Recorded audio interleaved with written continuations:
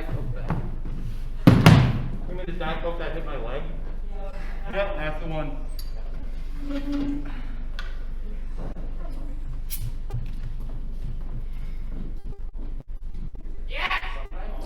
No, don't worry. This isn't like stage fright or anything. It's just that looking at all of you really reminds me why I decided to live off campus this year.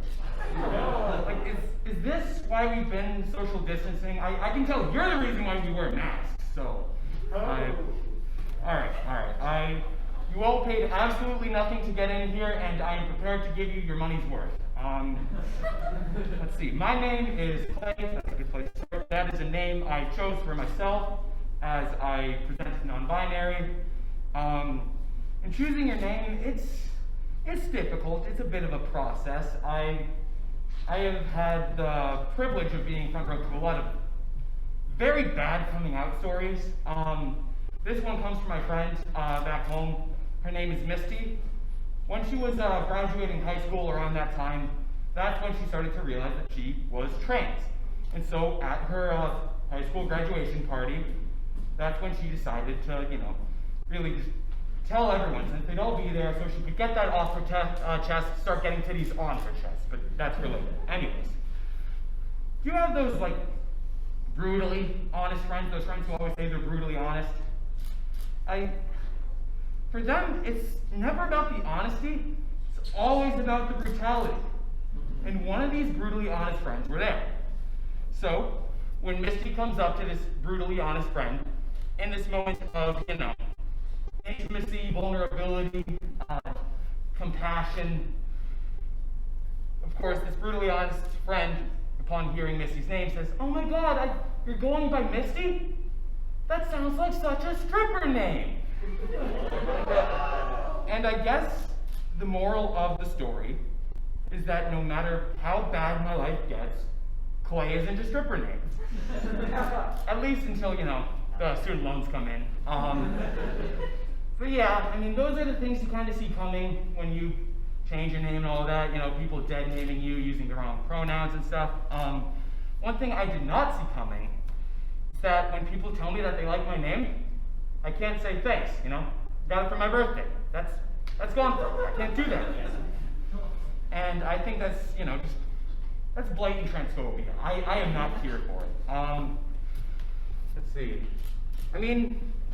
One thing, I did see coming is, again, the dead naming and stuff, and I found that I don't really mind as much as I thought I would when people use the wrong name, as long as they mean well.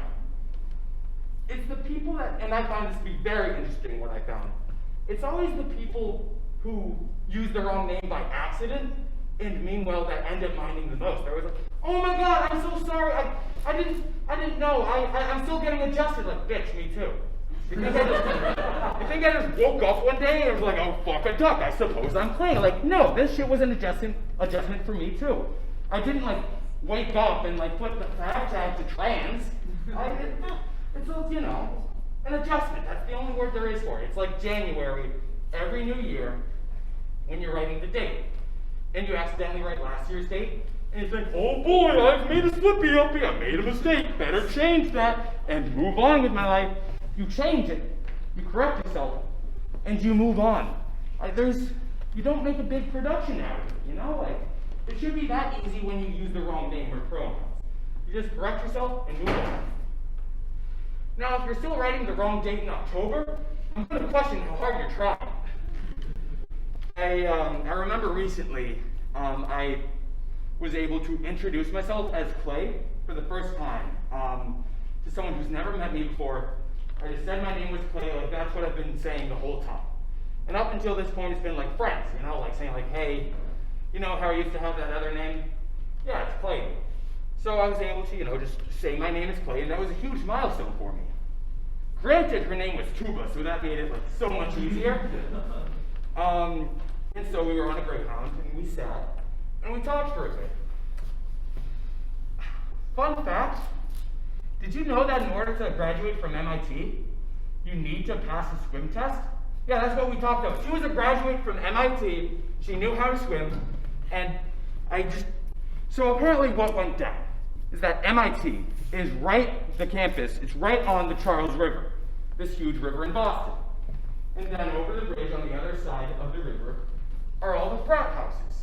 So people living on campus would walk across the bridge, go to their frat parties, get absolutely trashed, walk back across the bridge, fall off, drown, because freshmen are lightweights. And this happened so much that MIT had to get together. They just had to, gather all of the minds and be like, guys, this is a problem. I know we're a party school here at MIT, but this is too far. So what did they decide to do? In their infinite wisdom, they decided to make a squid. And this is not a first-year requirement, all right? You just have to pass it by the time you graduate. That is 4 good years for you to drown.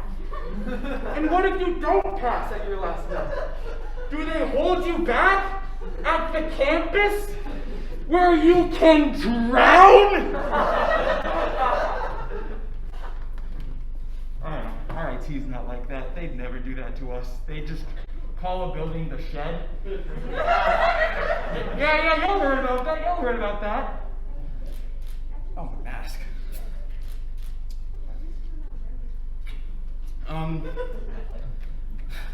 My girlfriend broke up with me recently. On International Women's Day.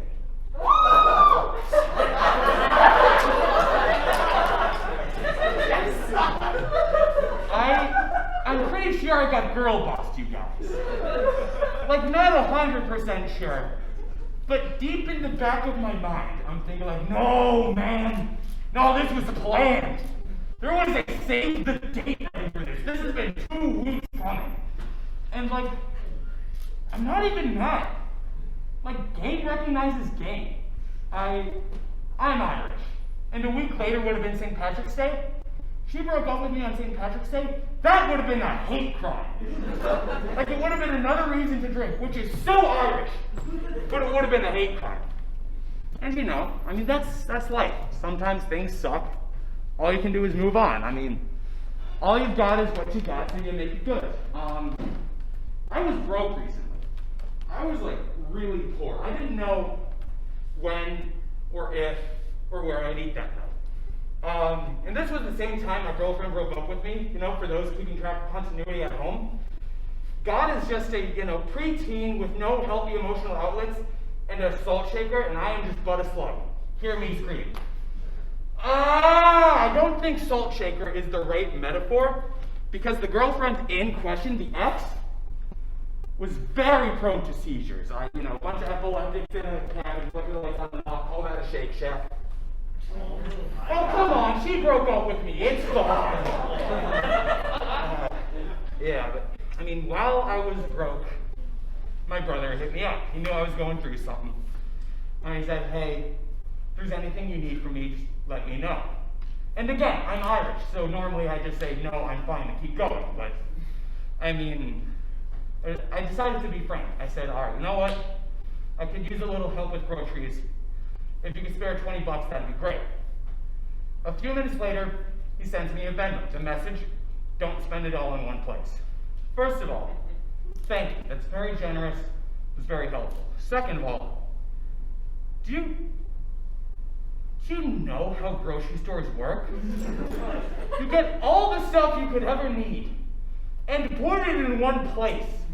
So you can take all your money and spend it on all the things you need in one place. So of course I take the money, spend it all in one place, and that's probably why I'm poor. Speaking of groceries, I heard, very recently, are you all familiar with DiGiorno's? It's not delivery, it's DiGiorno? Yeah. My roommate JG, when he was younger, he would do delivery routes for Pepperidge Farms. And he'd stop at Walmart, deliver the bread. And what did he see? A grocery store delivery truck. The truck that delivers the groceries to Walmart. And what was on this truck? DiGiorno's Pizza! Who said it? Yes, it was DiGiorno's Pizza. It's a lie. The slogan is a lie. It is DiGiorno's, and it is delivery. And that revelation, it feels like when they tell you that Santa isn't real. And I should know, because right after this conversation, he told me Santa isn't real. But yeah, I got back up on my feet. I got a job recently. I work for a hockey apparel company. They sell jerseys to youth leagues and stuff. My job is to get all the contact information so we can reach out to them, asking them if they need jerseys. There is a position in hockey management called midget director. There are times in life when your imagination disappoints you because of how awesome it is. See, I dreamed somewhere out there in the whimsical world of hockey there was a man, no, a savior, whose sole purpose was to just gather, organize little people. I don't want to offend any little people, that's just what it's called in the book. To gather little people on ice. For what purposes, I know not. But no, a midget director is just a coach who, works with the kids. High school aged kids, those aren't even close to being midgets. I went to high school, all right, and hockey was a big sport in my high school. It was huge. And huge is the right word, because all of the athletes were huge, tall men. The only one who wasn't was the hockey team manager. He was a 5'3" shrimp. He walked around like he had the biggest dick. We all knew he was lying. And don't even get me started on the sport coordinator.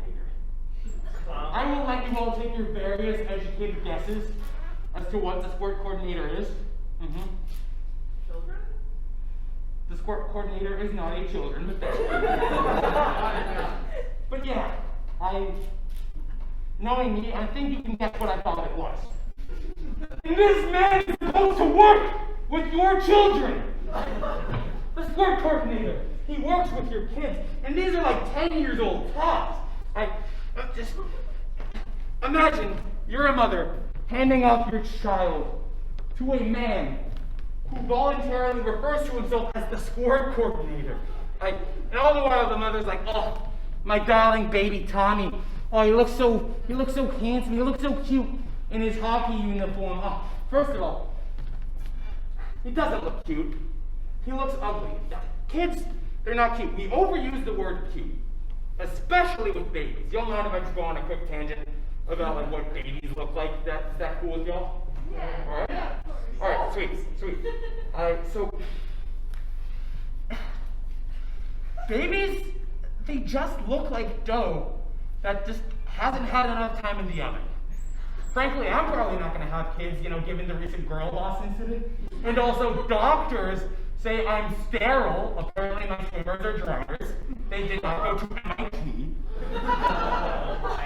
I've only ever had one STD test. That was enough for the doctors to say that I should retire from sex forever. So I'm kind of like a lesbian. Anyway, we are focusing on the wrong part of the conversation. Babies. There are no distinct babies. They all look the same. Try to pick out a baby from a crowd of other babies. It's not going to happen. That baby is gone forever. That baby is lost. It's never going to know its father. Congratulations, you've made a rogue. Anyway, you're not going to find that baby. You might as well just start again. Try to make a new baby. All it takes is 9 months and one woman's extreme suffering. Speaking of women who are suffering, I think it is now time for you to watch the next Child Play segment. Thank you all. You've been a wonderful audience.